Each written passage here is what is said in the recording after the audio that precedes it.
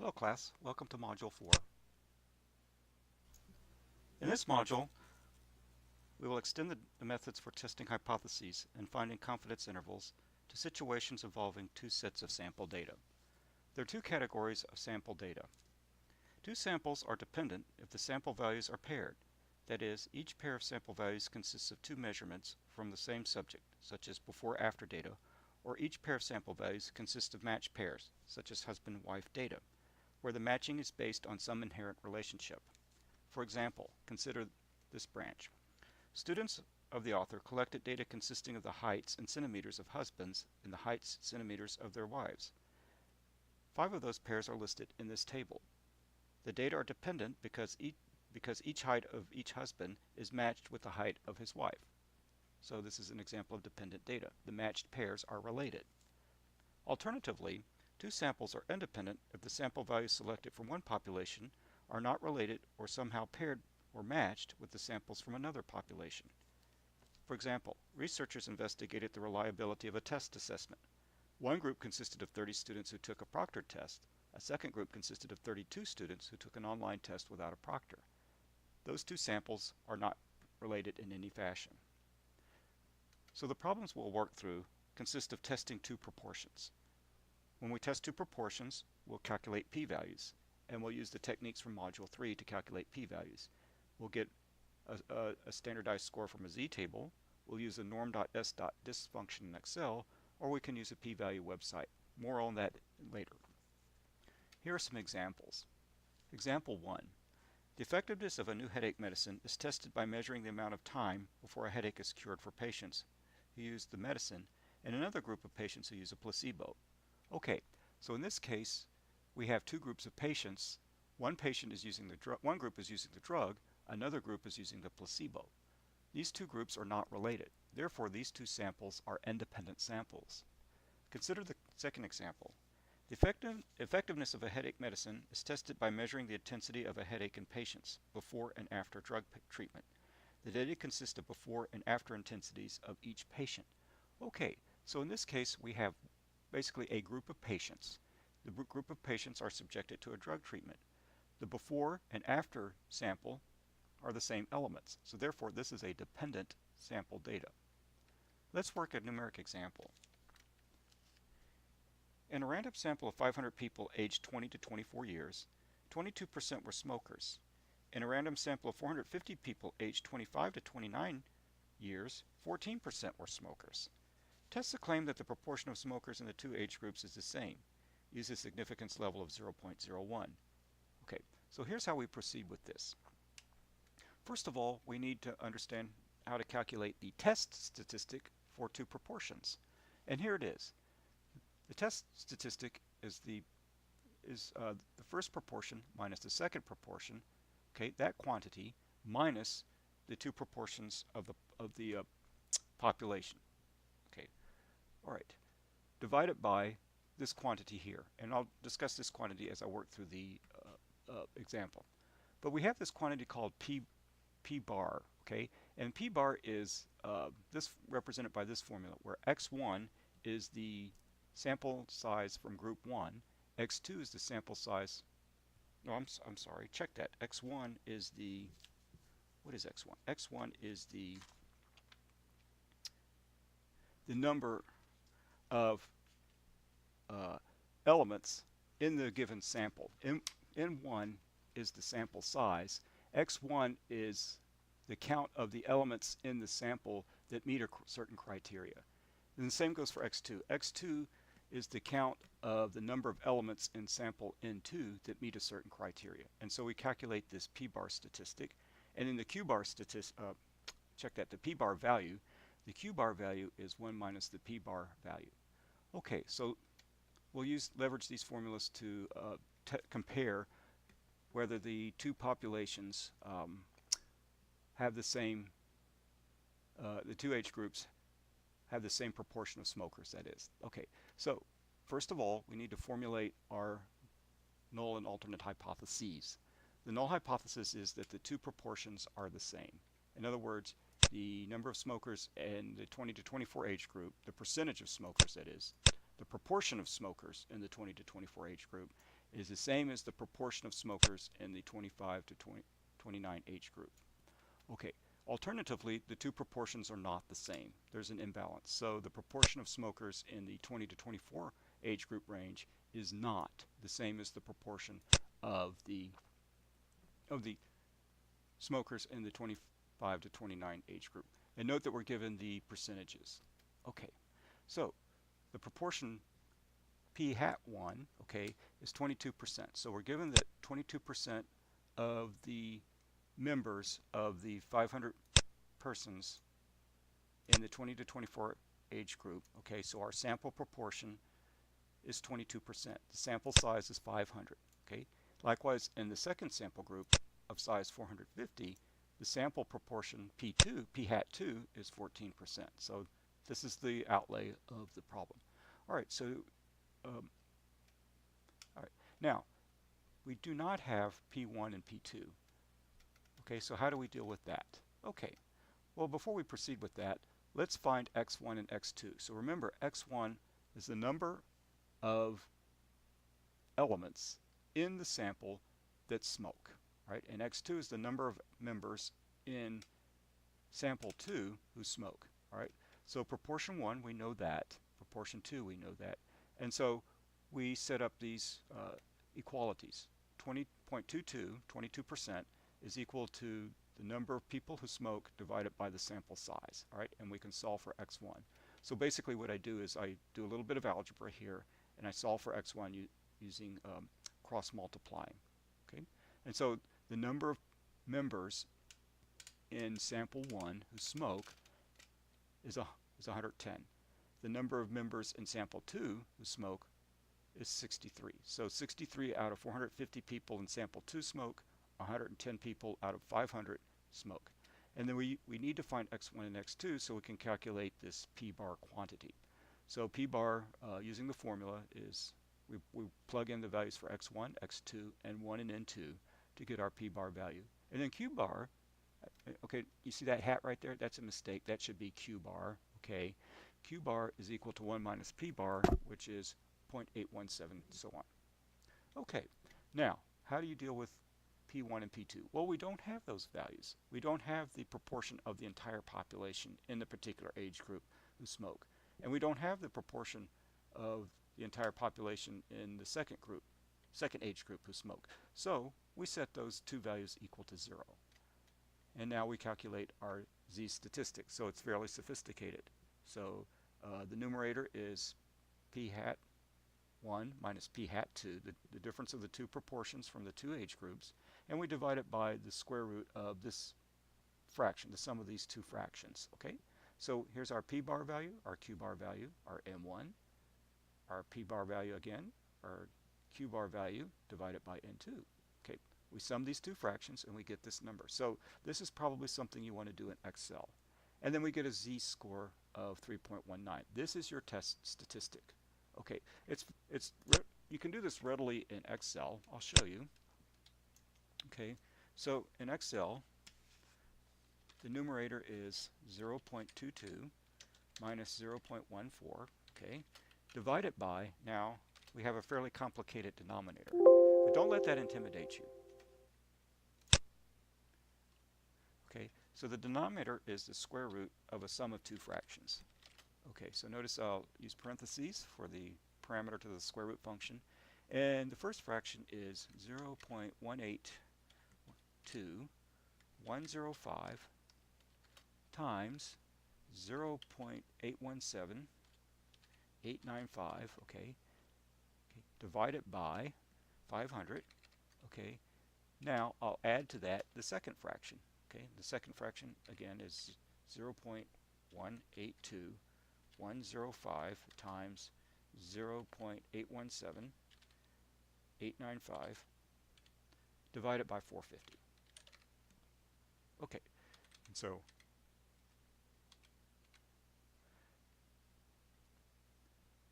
and so I have, is that right? Checking the parentheses, that appears close. Okay, and there's our z statistic, so 3.19, so confirmed.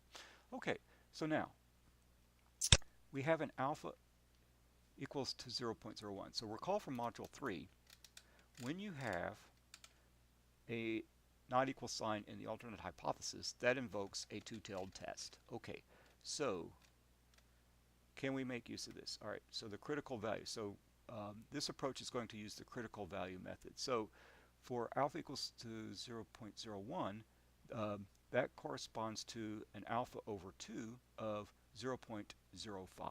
Okay, and so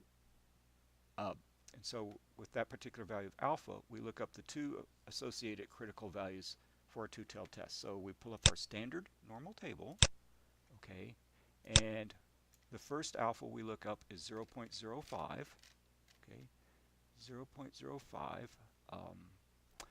So that's the probability. So 0.05. Where is that? Hunting for that. It is right here, about midway between these two values. So that would be minus 2.575. So that's where the negative 2.575 comes from. It comes from the probability of 0.05. So the next one would be 0.995, okay? And so we look up the probability of 0.995, and where is that? 0.995. That would happen right here. And so that would correspond to 2.575 as well. So these are your two critical values. Okay, so recall how we dealt with this, okay? Or how we visualize this. All right, so in your standard normal table, okay, recall that the shape like this, okay, and this is mean equals 0, okay, and 1 there at the peak value. And so plot your two critical values, minus 2.575 and 2.575. And our critical value is 3.19, which happens here on the number line.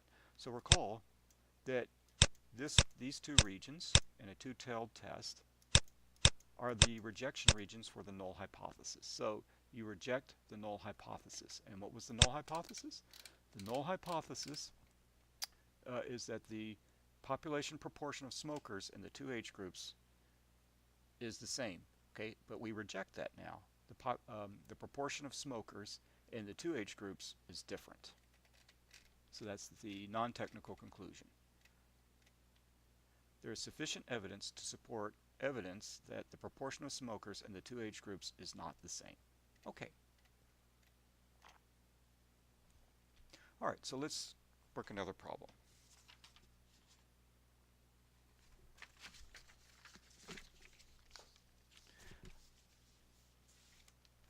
Assume that you plan to use a significance level of alpha equals 0.05 to test the claim that two proportions are equal. Use the given sample sizes and numbers associated of successes to find the pooled estimate P.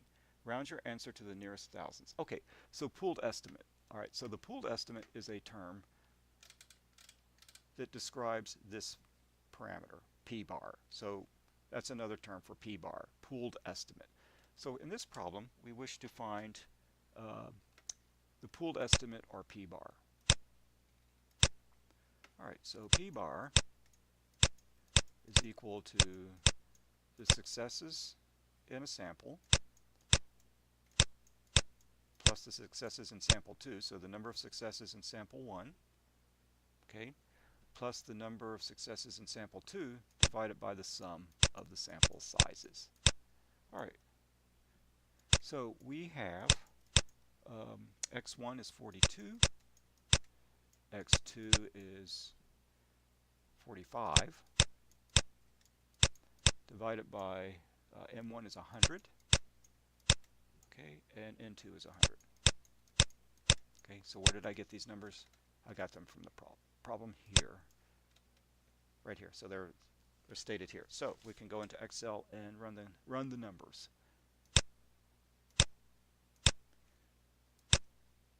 Okay. So equals, okay, 42 plus 45 divided by 100 plus 100. Oops, And so our pooled estimate, our p-bar value, is 0.435. All right. Next question.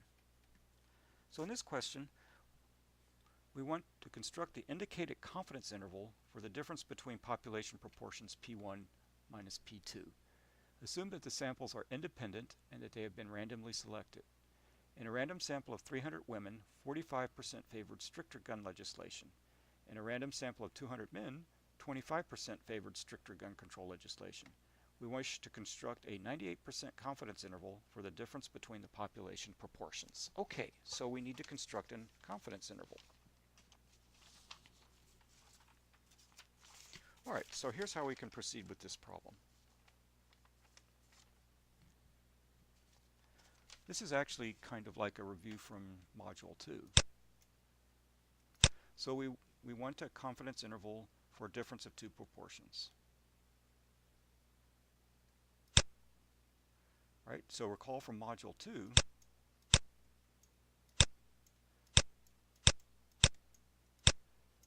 the confidence interval will be like this.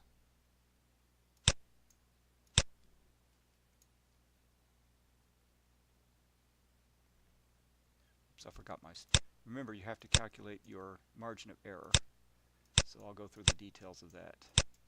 Okay, so the population, the difference in the proportions in the population as compared to the difference in the proportions of the samples. Okay, so the formula you'll use sets up like this. Okay. All right. So let's look at the information we have. Okay. So for women, what do we have? We have the sample size, okay, which I'll call n sub 1, is 300 for this problem. Okay. The proportion of women who favor gun control in the sample is 45%, or 0.45. Okay, and so that makes the Q1 sample to be 0.55. All right. So now for men. Okay, so what's the situation with men? The sample size for men is 200. So N2 is equal to 200. The proportion of men who favor gun control is smaller, right? 0.25. And Q2 bar, of course, is 1 minus P2. No, Q2 hat is 1 minus P2 hat, which is 0.75. Okay, so this is the data, all of the data we have for the problem. Oh, wait, we have additional data. We want a 98% confidence level. Okay, so that means alpha is 0.02. Okay, and alpha over 2 is 0.01. All right. Okay, so what is the difference of the proportions? So the difference of the proportions, we can do that readily, is what? 0.45 minus 0.25, which is 0.2. So there's your difference of the proportions. All right, so we need if we were to use the critical value method, all right, okay, we'll need to find the z-score, the critical value, the z-statistic. Okay.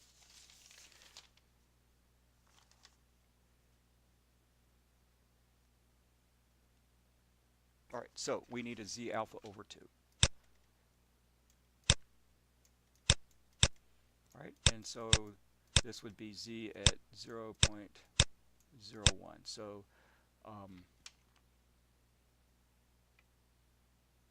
so this means that we need to find, for this particular alpha, we need to find the 99% area. okay, in the standard normal table. So if you're using the standard normal table, okay, you have to subtract your alpha value from 1, as we've done all along. Okay, so pull up our standard normal table and hunt for 0.99, which is here, between these two numbers. So that looks like it's about 2.33, right? 0, 1, 2, 0, 1, 2, 2.3, let's go with 2.33, okay? Since 0.9901 is pretty close to 0.99. So we'll use our z alpha over 2, our critical value, of 2.33. All right. Okay, so now we need to compute our margin of error. So I have to give you the formula for the margin of error of the difference of two proportions. So the formula is, for the margin of error, is z alpha over 2, okay, times the square root of p1 hat times p2 hat divided by n1, okay, plus p2, no, I'm sorry, that should not be p2 hat, that should be q, sorry, I misspoke, sorry, that should be q1 hat. Let me do this radical again. Sorry, wrong formula. Okay, this should be, under the radical sign, you should have p1 hat, q1 hat, divided by n1, okay, and then you add to that p2 hat, q2 hat, divided by n2. Okay, so now we just plug in the numbers. So our critical value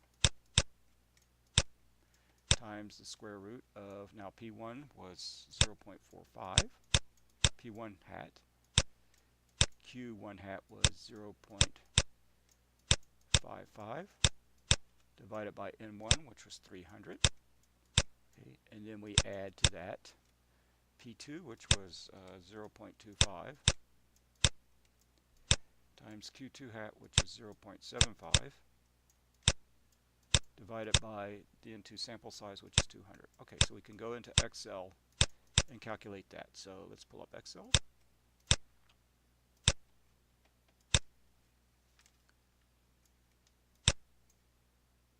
Okay, select a cell, type equals 2.33 times the square root.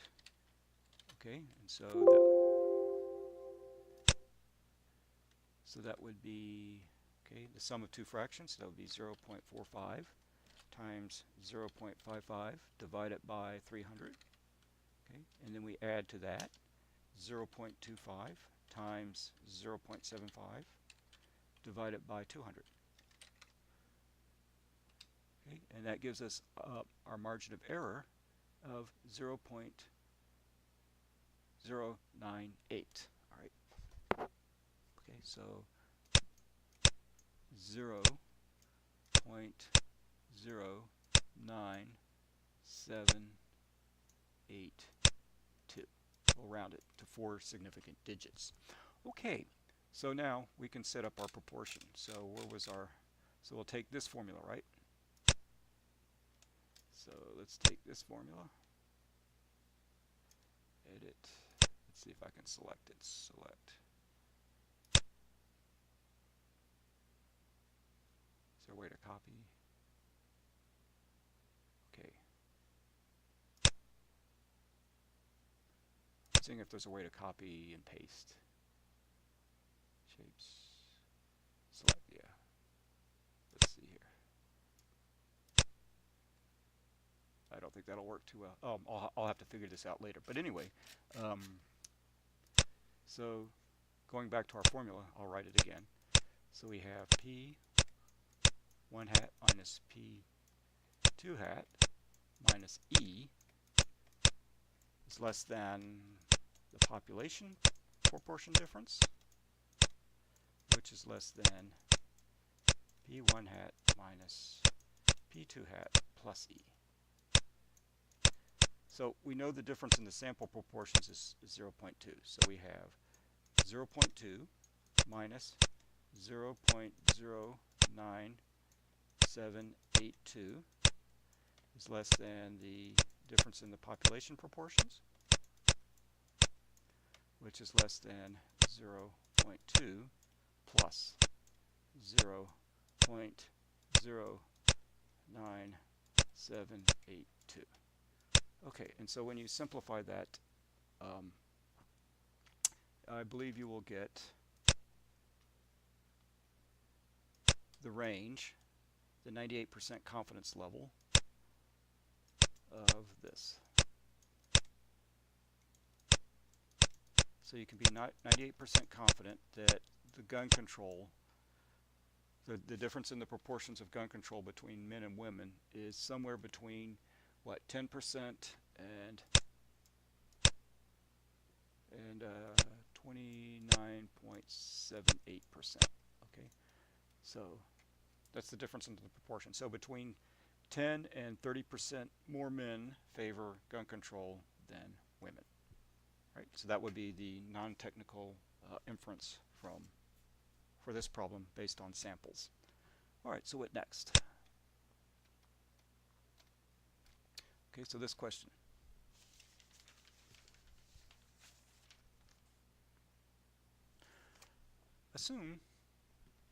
Assume that you plan to use a significance level of alpha equals to 0.05 to test the claim that two proportions are equal. Use the given sample sizes and numbers of successes to find the p-value for the hypothesis test. Okay, so we need to find a p-value. So that means that we need to calculate the the z statistic, right? So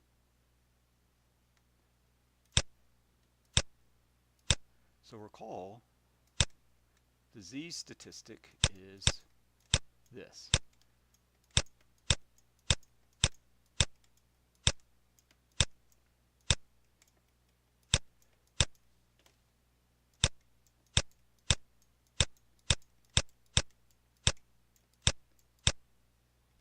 Was this divided by the pooled estimate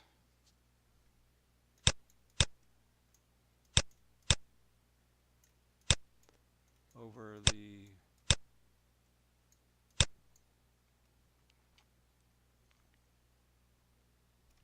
so that should be P1Q1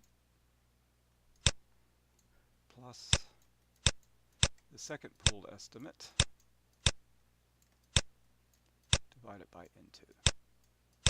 All right, so this is the formula that you will use.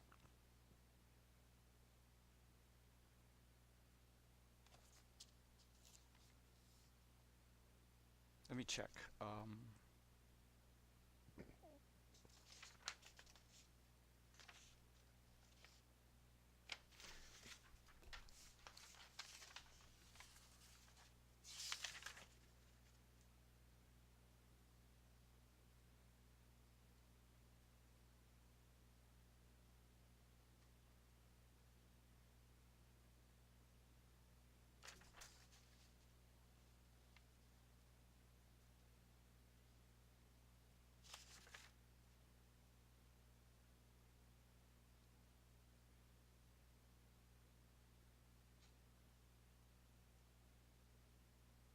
Okay, actually I don't need subscripts here, since the pooled estimate,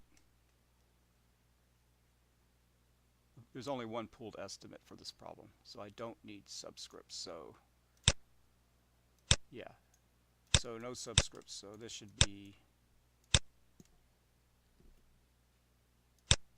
this. Sorry, those are pooled estimates. I was putting in sample proportions. No, these are pooled estimates. Sorry, I apologize. What am I? Sorry, I'll get it right. This should be pooled estimate. This, okay.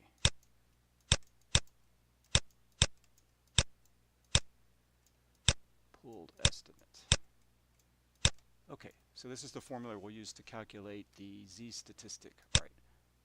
And we use the z statistic, the test statistic. This will be the test statistic to calculate the p-value, right? Okay, so now, so we have n1 equals to 50,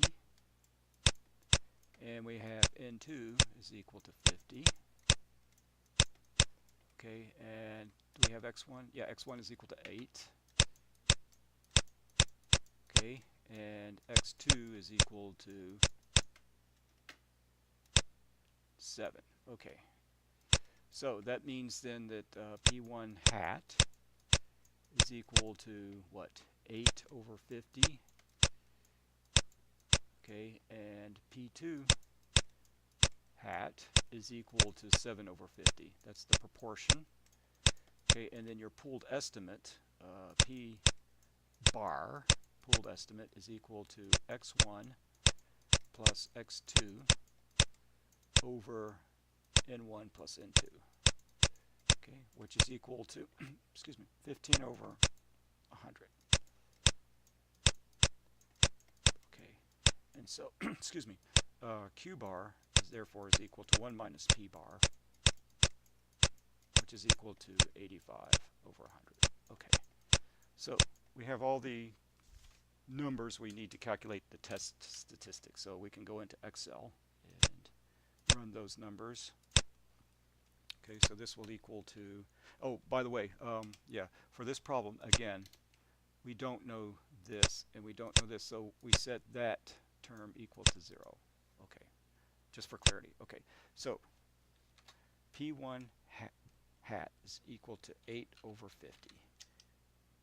And the second proportion, P2 hat, is equal to 7 over 50. All right, so now we divide that by the square root. Okay.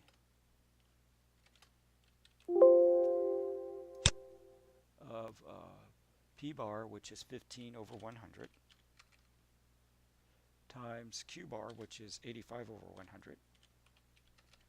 Okay, and then we divide that by N1, which is, what is N1? 50, right? Okay. So, okay, so that's the first fraction, and then the second fraction is what? Again, P bar, which is 15 over 100, times Q bar, which is 85 over 100. Okay, that product divided by N2 again, which is 50. Okay, so that would be our z test statistic, which is 0.28.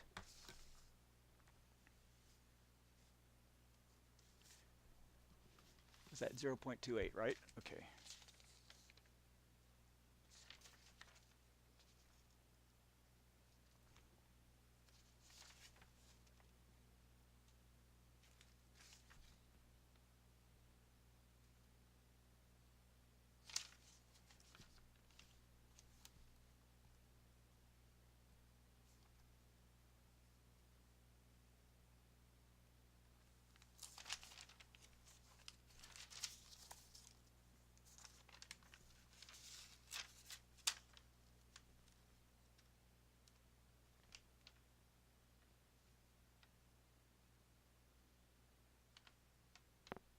Okay, so with this test statistic, we need to, okay, so this is the probability.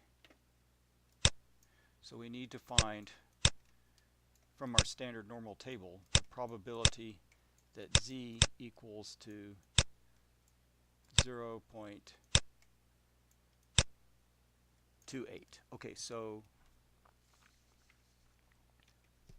all right, so we go to our standard normal table and we look up 0.28, which is here, right? So this gives us a 0.6103 as our area, okay? And so that's our area. So 0.6103. So So for this problem, we need the p-value.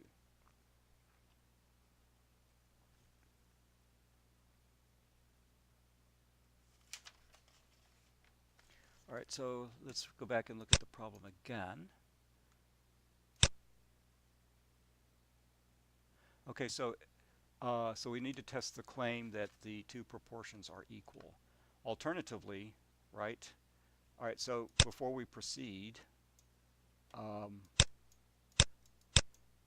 null hypothesis is that the two proportions are equal.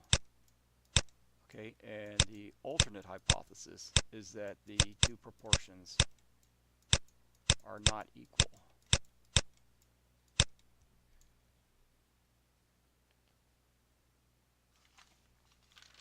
Okay, so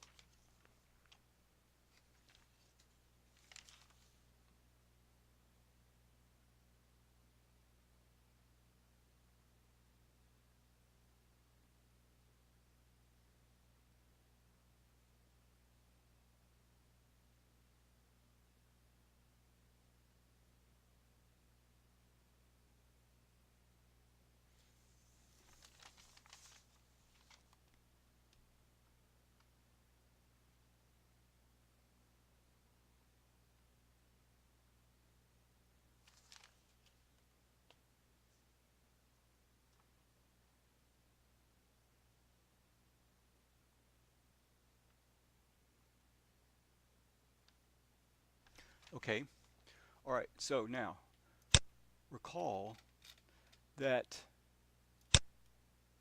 this area, okay, is the area to the left.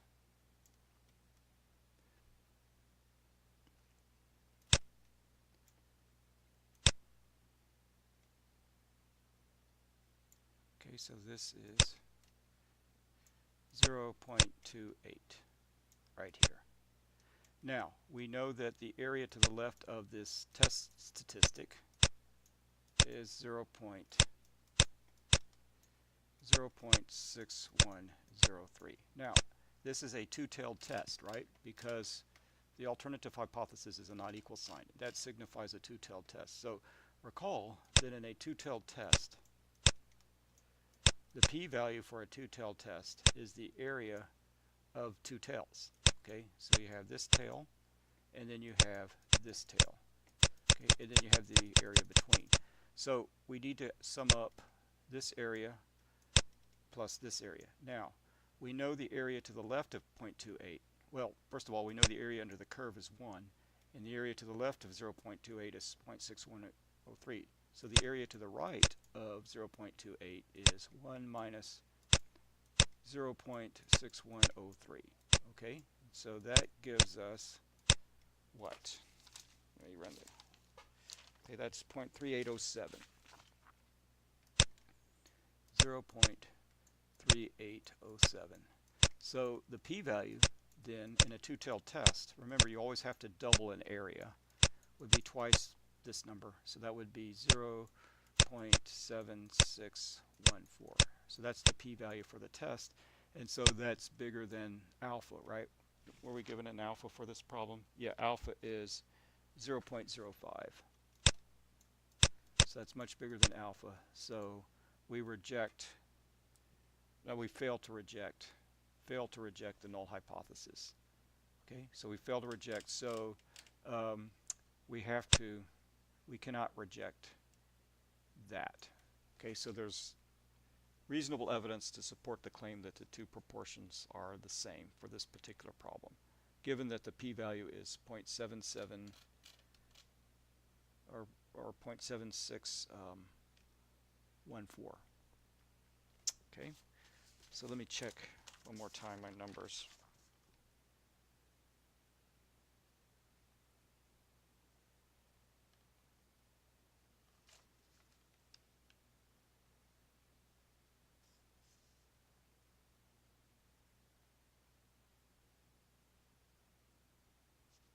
Yeah.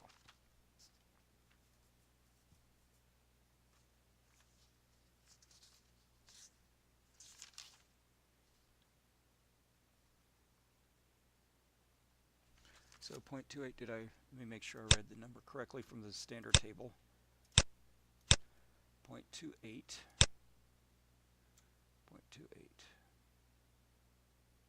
Yeah, that looks reasonable. Okay, so we'll go with that. All right, so what's next? Okay, so it looks like we're finding a confidence interval for a difference of two means, sample means. Okay, so a researcher wishes to determine whether people with high blood pressure can reduce their blood pressure by following a particular diet. Use the sample data to construct a 99% confidence interval for a difference of two population means, where mu1 and mu2 represent the mean for treatment group and the control group, respectively. Okay, so these are two separate groups. All right, so the confidence interval estimate of a difference of two means, okay, is the difference of the sample means minus the margin of error. That's the left endpoint. The right endpoint is the difference of the sample means plus the margin of error. And here's the margin of error using a t-statistic, okay, where, again, S1 is the sample standard deviation for the first group, S2 is the sample standard deviation for the second group. You calculate your t-statistic as such. Right here is the formula. Okay, so let's, all right, so here's the data for the problem. In the treatment group, we have N1 equals 85, X1 bar is here, S1 is here.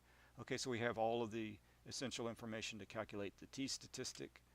Okay, and let's see, t-statistic, which we'll use for our margin of error. Okay, and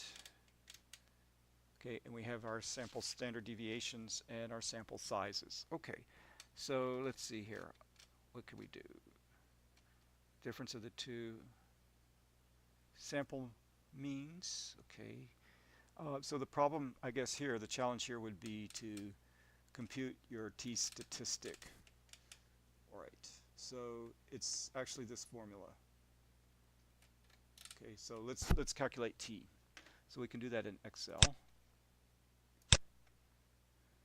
All right.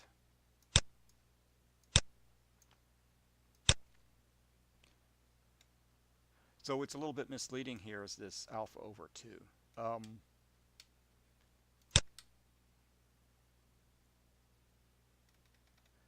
That would probably be used if we were to calculate a p-value of some sort.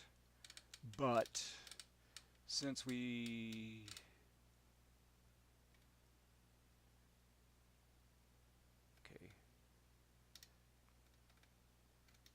do we have the, we don't have the population mean, so that could probably go to 0 as well.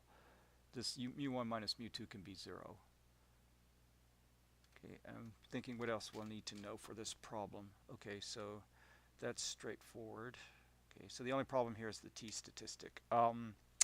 Well, since we have a confidence interval of 0.01, and let's see, do we know if this is a two-tailed test? That's the next thing we need to think about. Okay,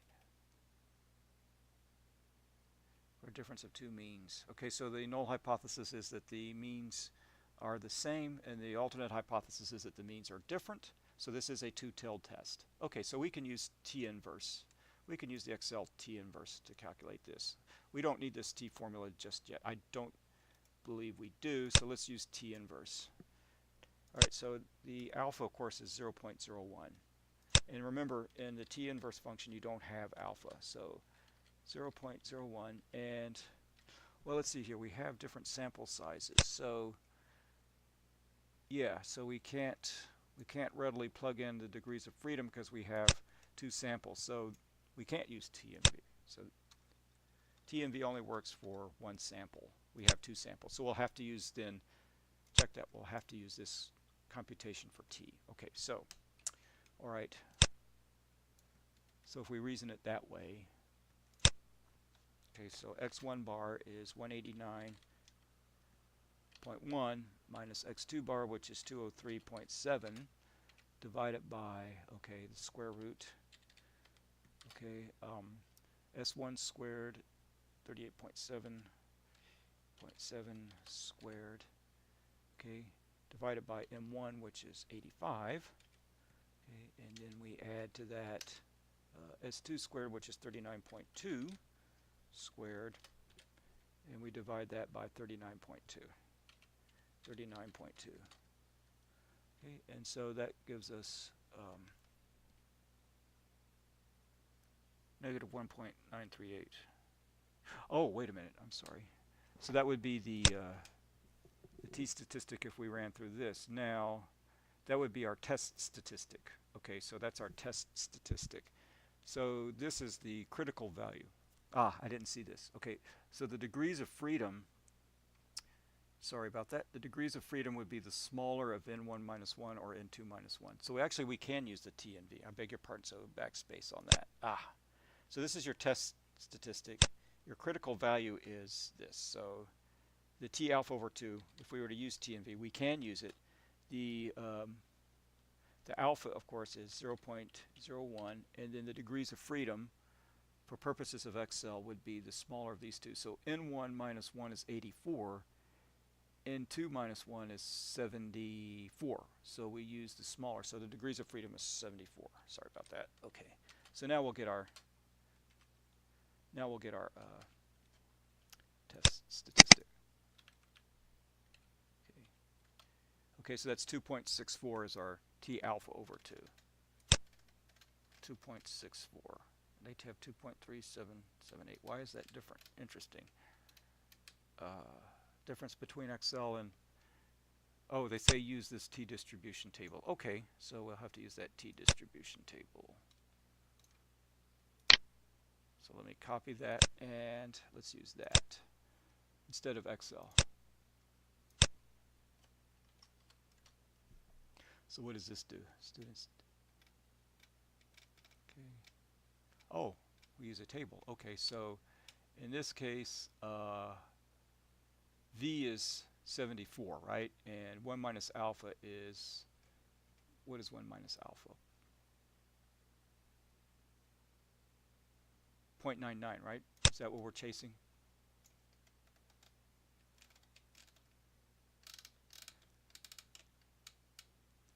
Yeah, 0.99. Okay, that's your 1 minus alpha. So 1 minus alpha, and V is the symbol for degrees of freedom, which is 74. So hopefully they have a 7. So we'll use this column 1, 2, 3, 4, the fourth column, and hopefully they have 74. Do they? Please? Okay, yeah, 1, 2, 3, 4. Okay, 2.378. So that's where the 2.378 comes from. So they chose to use this table. Wow. Okay, so the 2.378, you see where that comes from now.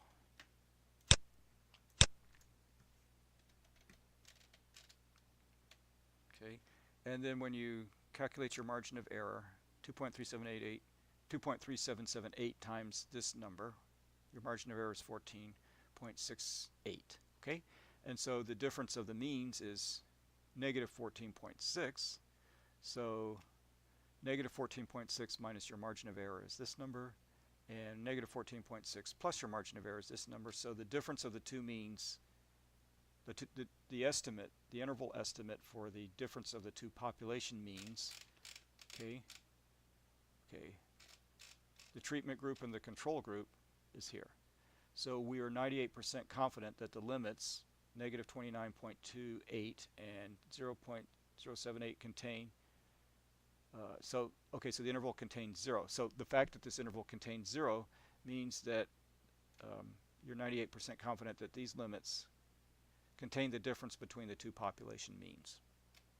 Okay, so there is not sufficient evidence to support the claim that the average blood pressure of the treatment group is less than the average blood pressure of the control group. Okay. Okay, so the diet is not effective. Okay, so the fact that 0 is in the interval, okay. All right, so let me summarize this. The fact that 0 is not in the interval means that you reject you reject the null hypothesis. So using our technique, the null hypothesis is that the difference of the two means is 0. There's no difference. Okay? And the alternate hypothesis, which is what the diet is attempting to claim, is that. Okay, but when we did the confidence interval method using this t-table right here from the National Institute of Standards, okay,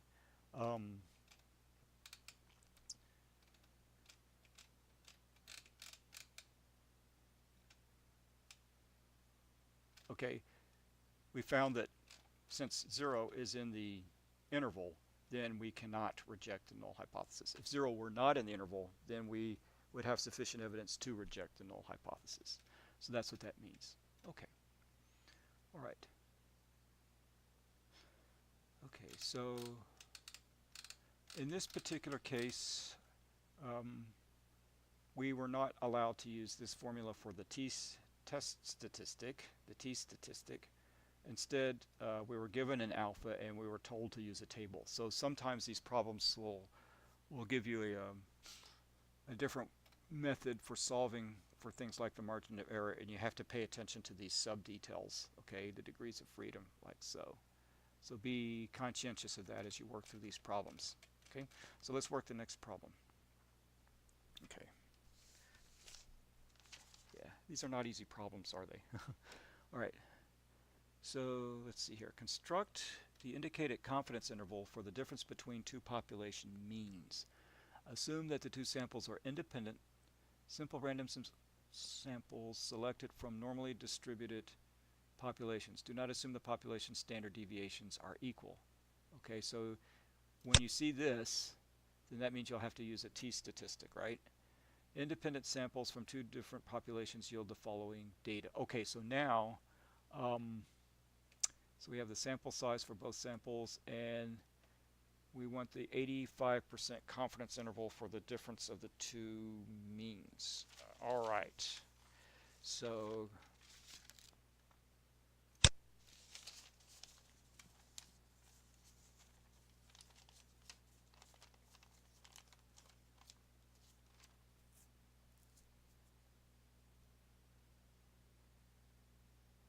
okay, so now,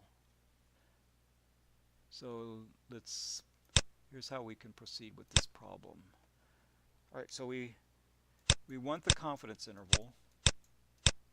Okay, so we write this.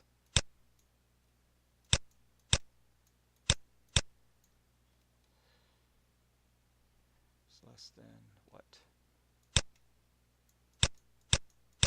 So this is the confidence interval for the population means.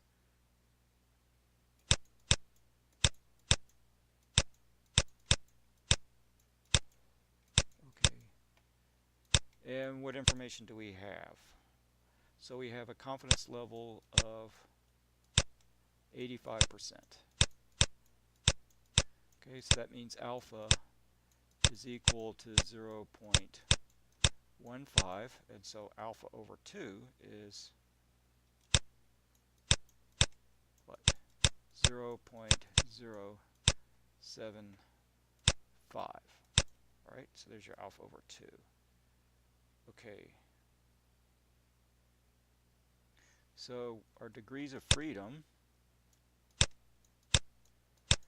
okay, well, what is our sample size? That would be the smaller of, okay, the smaller, which of what? N1 minus 1, N2 minus 1. All right, and so what is, do we have two sample sizes? Is that given? Yeah, so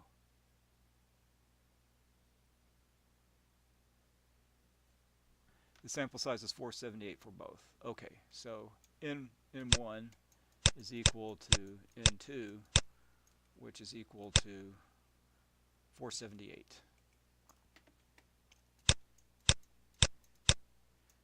So our degrees of freedom is equal to 477. All right. Okay, and then x1 bar is 9. What is x1 bar? 958, and x2 bar is 157. Okay, so x1 bar is equal to 958. x2 bar is 157.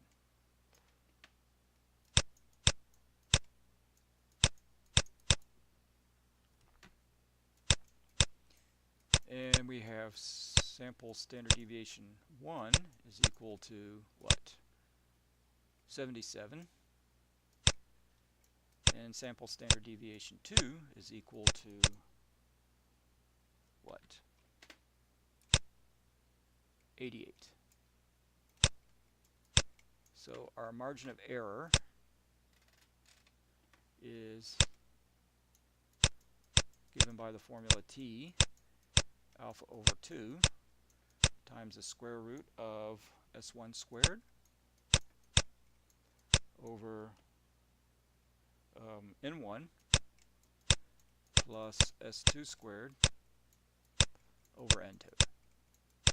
Alright, so the only thing we need is T alpha over 2. So I think we can use Excel to get T alpha over 2. So alpha is 0.15, so we can use the TINV function.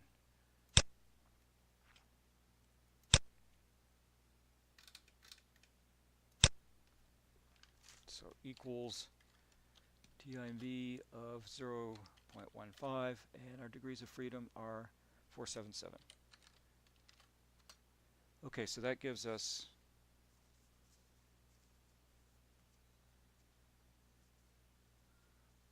.44, right?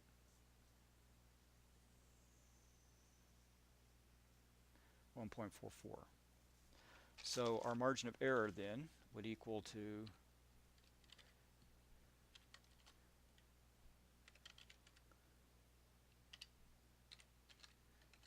times what? The square root of what? S1 squared, so S1 is 77, divided by N1, which is 478. Okay, and then we add to that our S2 squared, which was 88, divided by N2, which is 478 as well. Okay, and so this should give us our margin of error, which is that, 7.71. Okay, so now we can go back and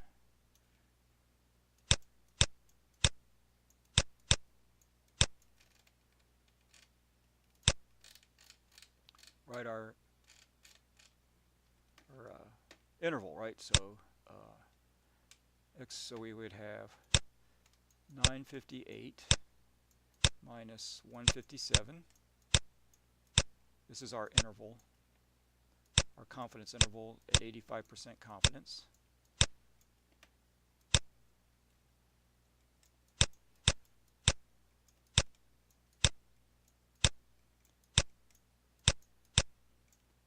So 157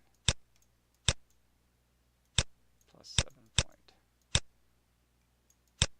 Okay, so what are the endpoints of this interval? So we would have the left endpoint would be 958 minus 157 minus 7.71.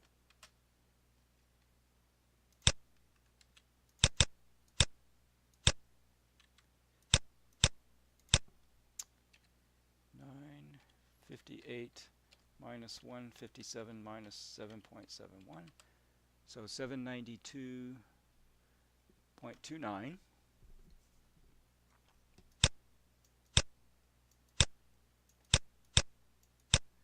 less than mu1 minus mu2 less than, okay, and then the right endpoint would be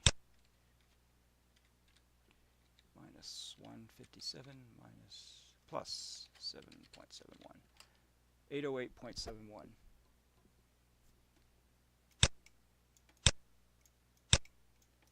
So that's our 85% confidence level.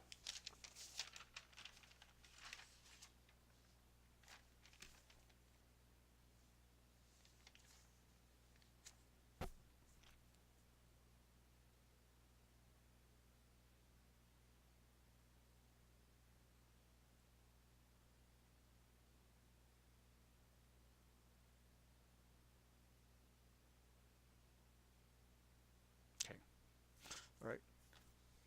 And so for this problem, you want to use significant digits, at least 2 significant digits. All right, so for that problem, okay. All right, so for the next problem,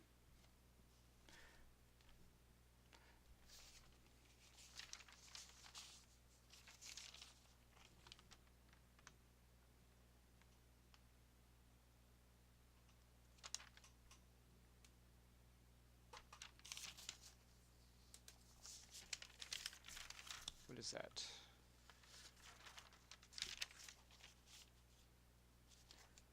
A paint manufacturer made a modification to a paint to speed up its drying time. Independent random samples of 11 cans of type A, okay, and 9 cans of type B were selected and applied to similar surfaces. The drying times in hours were recorded. So we have sample 76. Okay, for sample 1 we have the average, sample average, the standard deviation for the drying time, and the sample size. And for type B we have the average drying time for that sample, standard deviation for that sample, and this. Okay, so the following 98% confidence interval was obtained for the difference of the two means for the entire production line.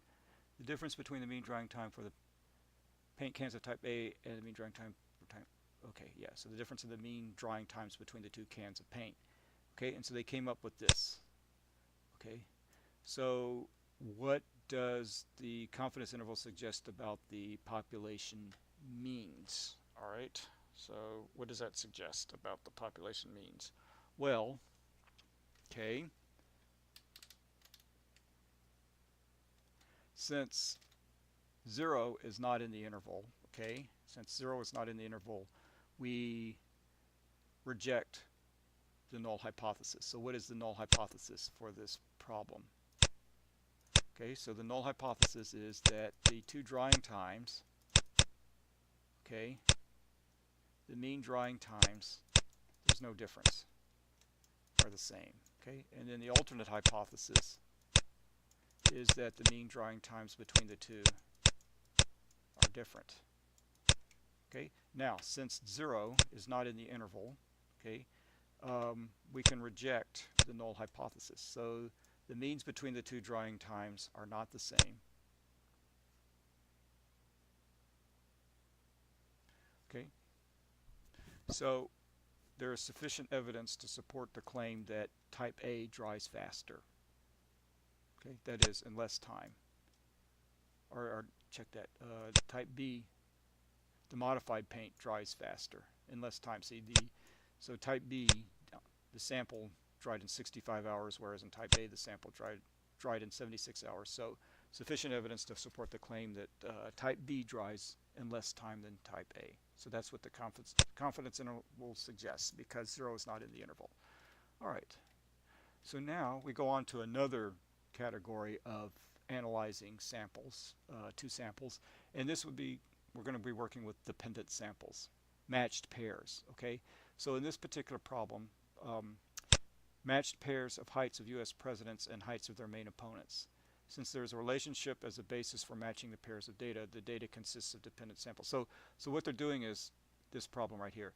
Use the sample data below with a significance level of 0.05 to test the claim that for the population of heights of presidents and their main opponents, that the differences have a mean greater than 0. So that is, presidents tend to be taller than their opponents.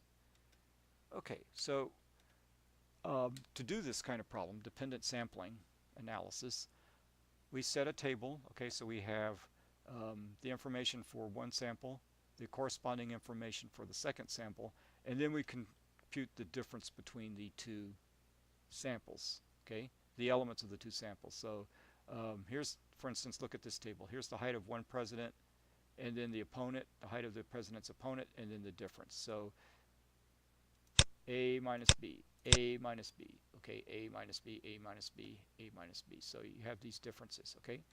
And so we have these variables. So D is equal to the individual difference between the two values of a single matched pair. So these are, okay, so these are single matched pairs, okay? And then you take the mean of these numbers, okay, that is the average of these numbers, and call that mu sub D. The mean value of the difference is D for the population of all matched pairs. And then D bar, of course, is the mean value of the difference D for the paired sample data. Okay, so in this case, this is the paired sample data, because obviously there have been more than, what, 5 presidential elections. Okay, and then N is the number of pairs of sample data. Okay, so we want the confidence interval for matched pairs. So we have D bar, then the mean of the difference of all the pairs, and then the standard deviation of the sample differences. And again, the margin of error for the confidence interval for matched pairs is given by this. Okay, and so T alpha over 2. So the claim is that the difference in heights of the president and the opponent is bigger than 0. The difference in height is bigger than 0. And so if the original claim were not true, we would have the difference in heights, the mean average in heights would be less than 0. So the hypothesis is that there's no difference in height. That's your null hypothesis. And then the claim is that the difference in height is bigger than 0. So this is going to be a right-tailed test. Okay, a right-tailed test. So here are 5 sample date elements. Okay, the mean of these 5 numbers in the last row is 3.2. The standard deviation of those 5 numbers is this. Of course, you get that using Excel, average and standard deviation functions. Okay, so the significance level is 0.75. Use the t distribution since you don't have the population standard deviation information. You only have sample standard deviation information. And we'll use the t distribution. Okay, so here are the summary stats. Okay, here's the t statistic, so the hypothesis test. The hypothesis test statistic for matched pairs. Okay, we use this formula right here. The degrees of freedom are n minus 1, so in this case it's 4. Okay, we don't know mu sub d, so we let 0 since we don't know that information. And then we have our t statistic of 0.628. Okay, so this is your test statistic. This is your test statistic. Now, the critical value. Okay, so we'll use the t-table for this alpha and the degrees of freedom. So, or you can use the t-table, or you can use Excel. So alpha is 0.05 and degrees of freedom is 4, and so that's 2.776445.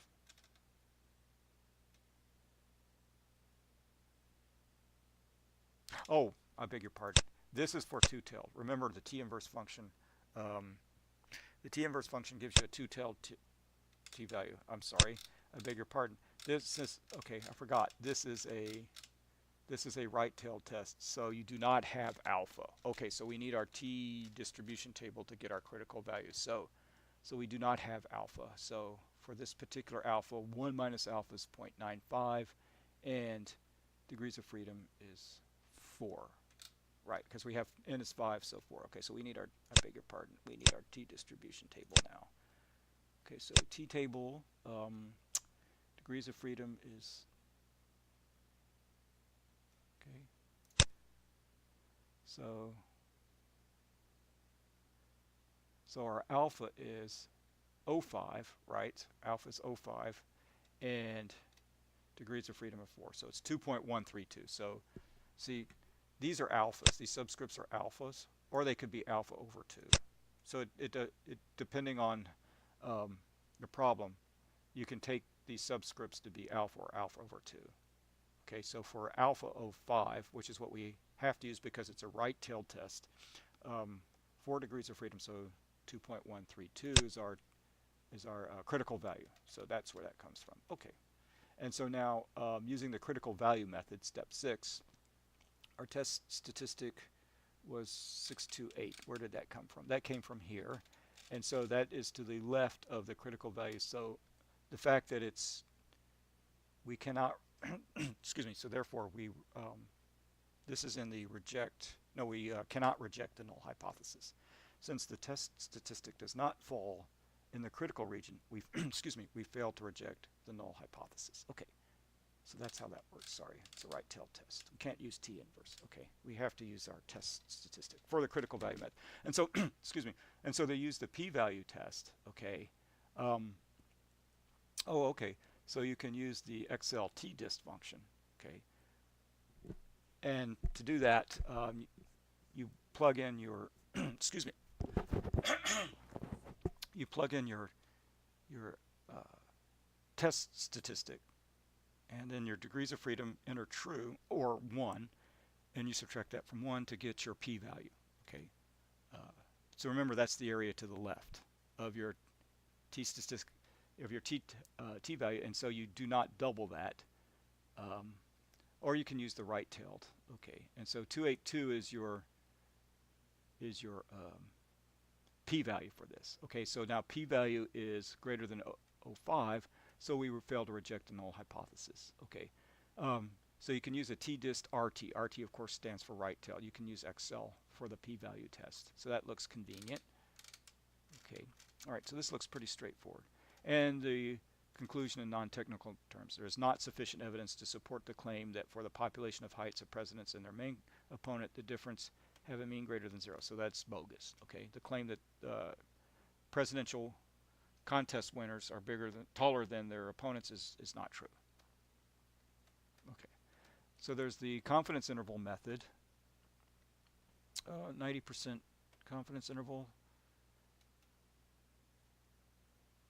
So now they want to calculate the margin of error. Okay, so again, the margin of error is this formula. And so they're using the test statistic for the margin of error. Okay, and this is for dependent means. Okay. Okay. Now, compare that with previous usages of the T alpha over 2. Okay. In the previous usages, like for instance this one, in the proportion problem, the T alpha over 2 came from what? Not this formula, but from a table lookup, right? Actually, it came from, yes, this particular table. Okay, so that's one thing. Do we have any other situations? No, so these are the only two situations where we've worked with T alpha over 2. Okay, we have not seen an example. No, we have seen an example here where we calculated the test statistic. So what's interesting to note is that the T alpha over 2, okay, was based on the critical value, right? So it was a table lookup. Yeah, it was a table lookup. Not the test. Okay, so this T alpha over 2 is not the test statistic. I misspoke. It's not the test statistic. It is coming from the T table. Okay. For a one-tailed test. Okay, so that everything is falling in place now. Okay, and so d bar minus margin of error. So the fact that 0 is in the interval means that you cannot reject the null hypothesis. Okay, with the 90% confidence. Right. Now, if 0 were not in this interval, then you could reject. But since 0 is in the interval, then you cannot reject the null hypothesis. Yeah, right here. Since the interval does not contain the value of 0, it is very possible that the mean of the difference is equal to 0 centimeters. Okay, indicating, yeah. See, the mean of the difference can be any value between these two. And since 0 is in here, then you could have that. Okay, could have that. All right. Case. All right, so let's see. Anything else about this particular problem? Okay, I think we've got it all now. All right, so let's work some problems. Okay, so, all right, so let's take a look at this problem. 5 students took a math test before and after tutoring. The scores were as follows, okay? So before tutoring, after tutoring, okay, and here are the, 5 students before and after scores. Okay, so look at student C. Tutoring made the student worse, right? Okay.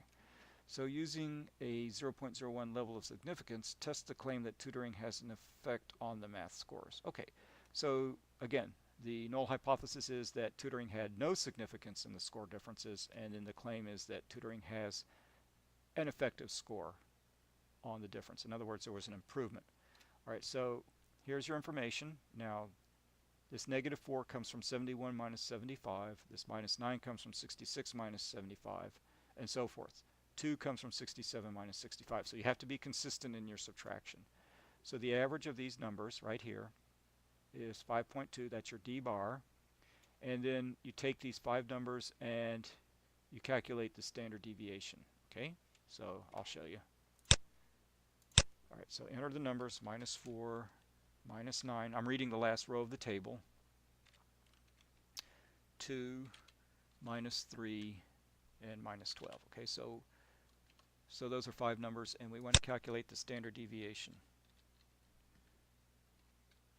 of those 5 numbers. Okay, and that turns out to be 5.45. Okay, so you see that's how it came. All right, so now the test, find the value of the test statistic. Okay, so the test statistic is d bar minus mu d over this fraction here. Okay, so mu d, we don't know the population difference, so we set that to 0, and we wire in the standard deviation here, and then n, sample size is 5, and so run the numbers and you get the test statistic of -2.134. Okay, so now you find the critical values. Okay, so the critical values, all right, so this is a right-tailed test. Okay, so you need your t-distribution table for an alpha of 0.01. So you do not have alpha, and degrees of freedom are 4. So what is our critical value? So let's hop into our t-table. Okay, and our critical value, okay, degrees of freedom 4, and alpha 0.01. Okay, alpha 0.01. Do I have a 0? Yeah, here it is. So it's this column 4. So our critical value should be 3.747, I would think. All right, let's see, 3.747.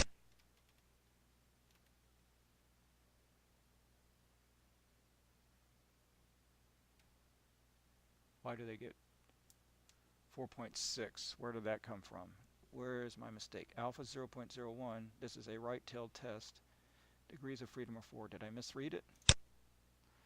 Let's check again.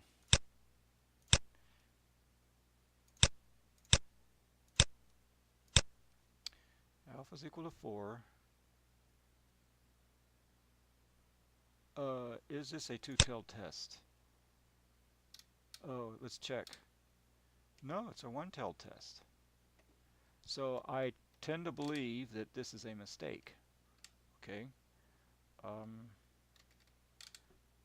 So that's a mistake. That can't be right. Right?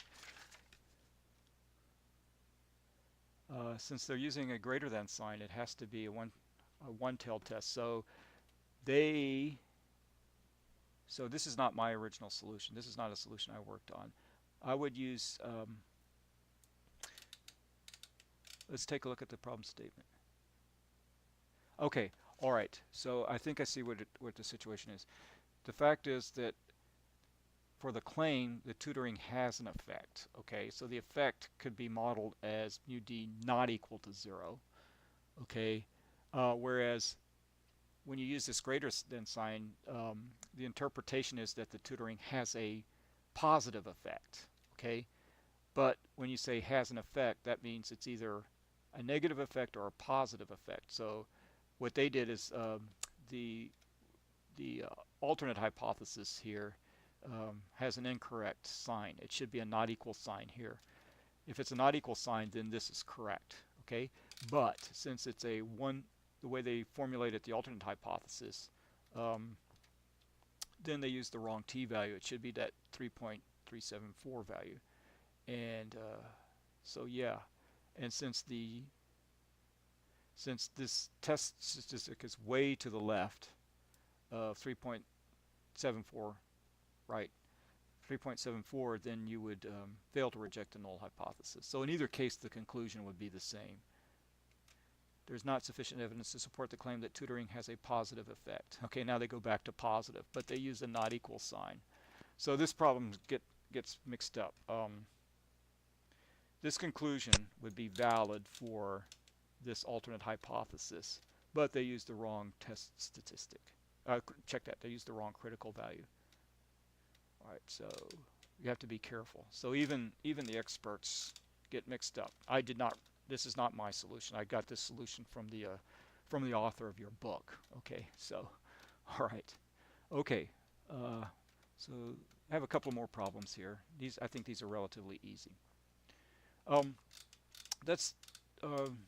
So the thing is, going back to this problem,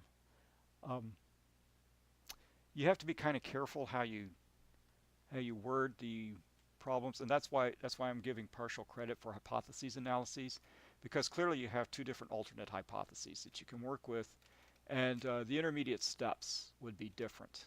Okay, but in general, you should, regardless of whether you used a not equal sign or a greater than sign, you should come to the same conclusion. Okay, but you need to be consistent throughout your work. All right. So if you were to turn this problem in like so, I would say okay for this. I would say okay for this, but I would probably deduct a point right here for your computation of T alpha over 2, because you departed from your alternate hypothesis. Okay. So I may deduct a point or two for this. All right. So make sure you're clear. It's clear on that. Okay. All right, so let's go to this problem. Consider the set of differences denoted D between two dependent sets. Okay, so you have this. Okay, so find the sample standard deviation and round it to the nearest tenth. Okay, so that's no big deal, right? You just find the standard deviation for these for these numbers. Okay, so we have 84, 85, 83, 63,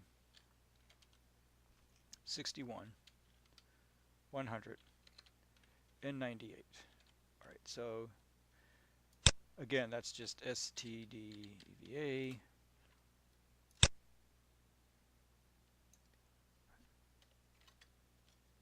So it's 15.25. It says what, round it to the nearest tenth, so you would say 15.3. All right, and what's the next question? Determine the decision criteria for rejecting the null hypothesis in the given hypothesis test. I describe the values of the test statistic that would result in the rejection of the null hypothesis. Okay, so we wish to compare the means of two populations using paired observations. D bar is this, SD is this, n equals 8.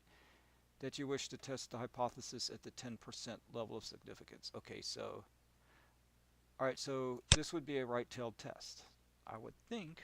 Okay. All right, so let's see here. Let me see if I actually did this one.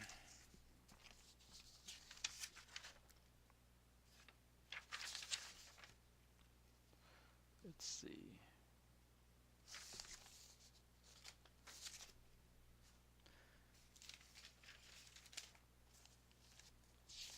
Look at my notes.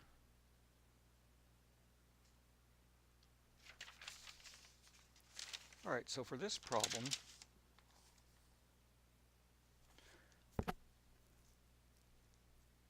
so alpha is equal to 0.1, and the degrees of freedom is 7. This is a right-tailed test.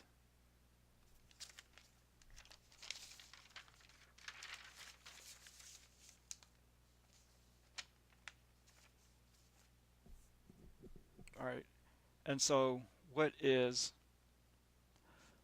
our critical value? So let's look at our t-table to get our critical value. So let me pull up my whiteboard. Insert blank page. So t critical in a right-tailed test is equal to, so df is 7 Alpha is 0.1.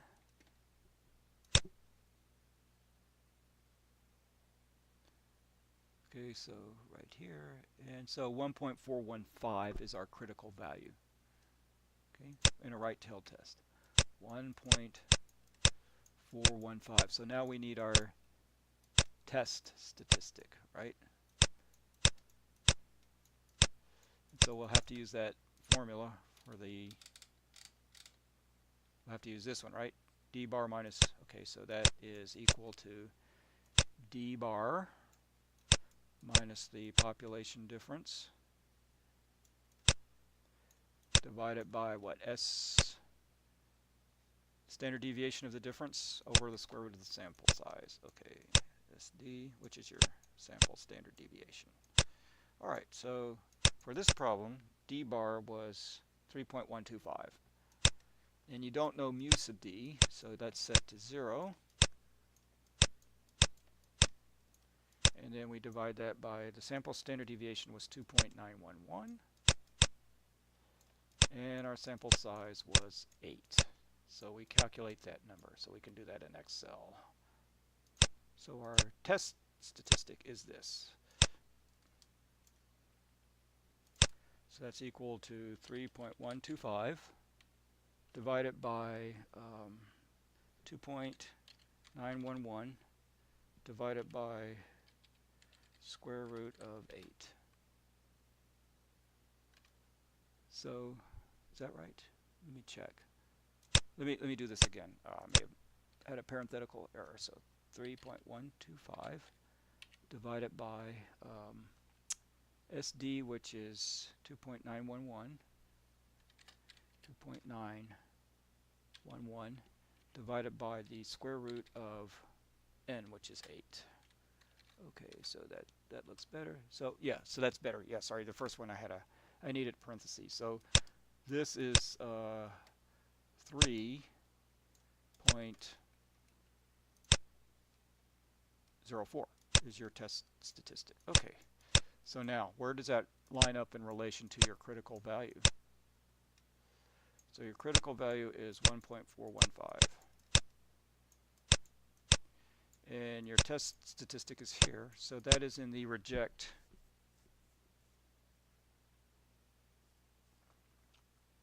That's in the rejects region. So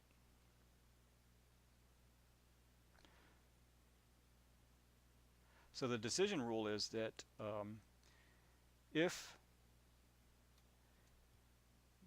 our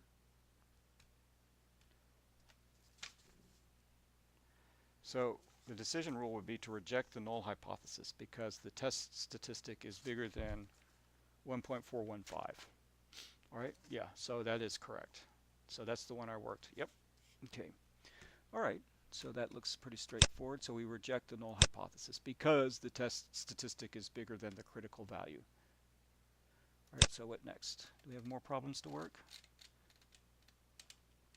Okay, the two data sets are dependent. Find D bar to the nearest tenth. Okay, so I think you guys can do that, right? You just create a D bar row and then subtract the 2 and then average the numbers. So I'm not going to do this. I'll leave this to you guys to work through. Okay, let's do the last problem. So this is the last problem for Module 4.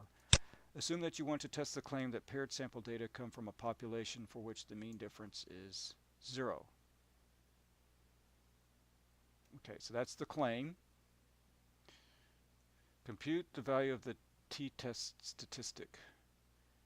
Okay, so we need to the t-test statistic. All right, so again, the t-test statistic is d bar minus mu d, okay, blah, blah, blah. Okay, so let's go back. So t-test is equal to d bar minus mu sub d divided by the standard deviation over the square root of the sample size. Okay. All right, so perhaps we can use Excel to solve this. All right, so we have our sample size is 1, 2, 3, 4, 5, 6, 7, 8 pieces of data. Okay, so 28 26,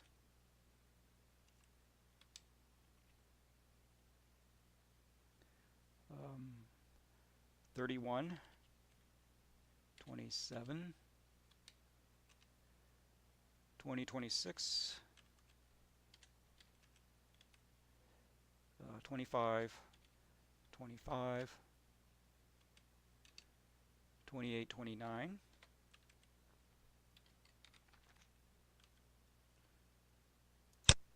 okay, 27, 32,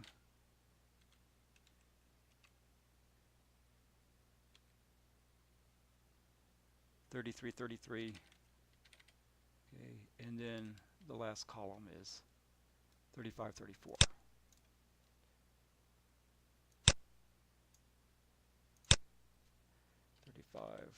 Okay, so there's our data. So this column will equal to this minus this. That's 0, and so let's see, can I do this? Okay, so there are the differences, okay, and so now I need to find the average of the last row, so this would be equal to average, okay, of these numbers.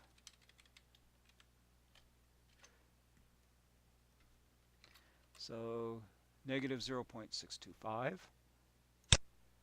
so negative 0.625.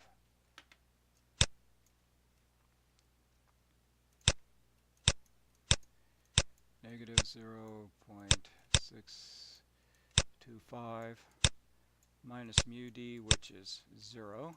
And then we need the standard deviation of those numbers, right?